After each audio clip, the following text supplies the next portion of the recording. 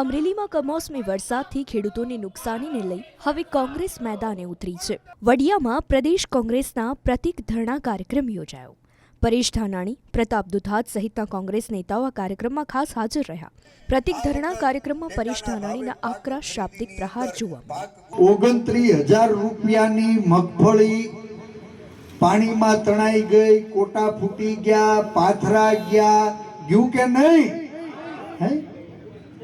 29,000 રૂપિયાની ટેકાના ભાવ મુજબ માંડવી પૂરી થઈ ગઈ, પાક તો ગયો બાપ, વીઘે 6,000 રૂપિયાનો પાલો પણ લેતો ગયો।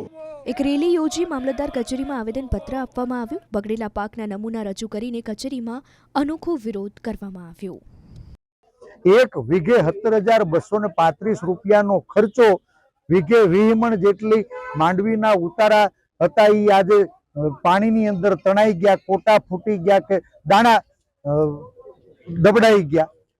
વીઘે 50,000 રૂપિયાનું ગુજરાતના ખેડૂતોને નુકસાન થયું છે અને આના માટે આખી સરકારમાં કોઈ પણ વ્યક્તિને ખુલ્લા મંચ ઉપર હું ચેલેન્જ કરું છું કે આ ખેડૂતોને વીઘે 17,235 નો ખર્ચ આમાં કોઈ 1 રૂપિયો ઓછો સાબિત કરી દે।